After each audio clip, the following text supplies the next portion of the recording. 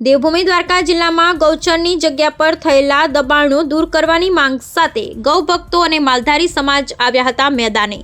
મોટી સંખ્યામાં ગૌભક્તોએ સાથે મળી ઢોલ નગારા સાથે કલેક્ટર કચેરીએ આપ્યું આવેદન। દેવભૂમિ દ્વારકા જિલ્લામાં જુદા જુદા વિસ્તારમાં ભૂમાફિયાઓ દ્વારા સરકારી ગૌચરની જમીન પણ દબાણ કરવામાં આવ્યું હોય, જેને લઈ દ્વારકા જિલ્લાના ગૌભક્તો તેમજ માલધારી સમાજના લોકો મોટી સંખ્યામાં કલેક્ટર કચેરી ખાતે આવેદનપત્ર આપવા પહોંચ્યા હતા। દેવભૂમિ દ્વારકા જિલ્લામાં છેલ્લા કેટલાય વર્ષોથી ગૌચરની જમીન પર ભૂમાફિયાઓ દ્વારા દબાણ કરવામાં આવ્યું હોય, ત્યારે આ ગૌચરની જગ્યાને ખુલ્લી કરવાની માંગ ગૌભક્તો તેમજ માલધારી સમાજમાં ઉઠી છે। દ્વારકા જિલ્લાના ગ્રામ્ય અને શહેરની આસપાસ વિસ્તારમાં મોટા ભાગે ગૌચરની જમીનનું દબાણ થયેલ હોય, તેમાં ખરાબાની જગ્યાઓ, ગામ તળની જગ્યાઓ અને ગૌચરની જગ્યાઓ પર ભૂમાફિયાઓ દ્વારા મોટા પ્રમાણમાં દબાણ કરવામાં આવ્યું હોય।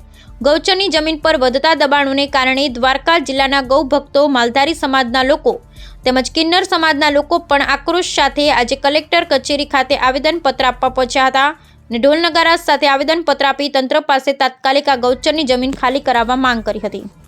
જય ગૌ માતા, જય દ્વારકાધીશ। પહેલાના સમયમાં જ્યારે કોઈ લોકો અપરાધ કરતા, કોઈ મોટો ગુનો કરતા, તો એ લોકોને ગામની બહાર જે ગૌચર ભૂમિ હોય એની બાજુની જગ્યા રહેવા માટે આપી દેવામાં આવતી, કે ત્યાં રહી અને જે ગૌચર ભૂમિની રજ એને ઘરમાં આવશે પવન દ્વારા તો એને ખૂબ તકલીફો થશે, કેમ કે ગૌચરની ભૂમિ જે છે એની રજ પણ એટલી તકલીફ આપે છે જો એને આપણે લઈ જાય તો અત્યારે તો ગૌચર ભૂમિ ઉપર દબાણો થઈ ગયા છે, મકાનો બની ગયા છે, વાડીઓ બની ગઈ છે, કંપનીઓ બની ગઈ છે, ઘણા બધા દબાણો થઈ ગયા છે। તો આ જે દબાણો છે એ આપણા માટે ખૂબ અહિત કરે એવા દબાણો છે।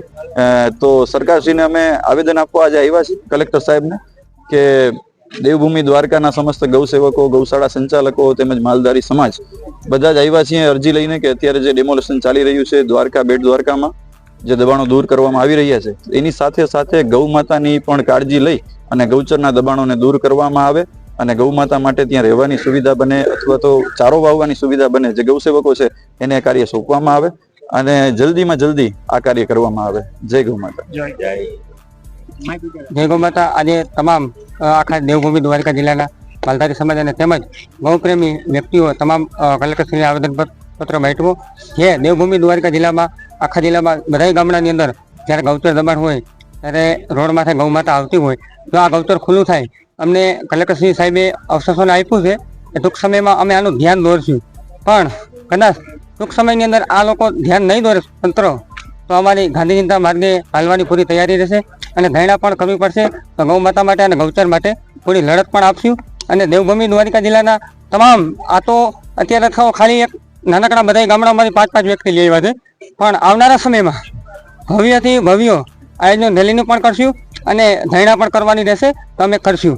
અને સાથે સાથે કોઈ પણ જિલ્લાઓમાં જે દેવભૂમિ દ્વારકા જિલ્લા એક ભગવાનનું થાન છે, કાર્ય ઠાકરનું થાન કહેવાય, એવી જમીન ઉપર જ્યારે આજે ગૌ માતાનું ગૌચર દબાણ હોય, જ્યારે કાનાની ગાવડી કહેવાય એ ધણા ઉપર આજે ગૌ માતાનું ગૌચર દબાણ હોય તો આ સાખી લેવામાં ક્યારે પણ નહીં આવે અને આવનારા સમયમાં ભવ્યથી ભવ્ય રેલીનું આયોજન પણ કરશું તો તંત્ર ધ્યાન નહીં દોરે તો। જય ગૌ માતા।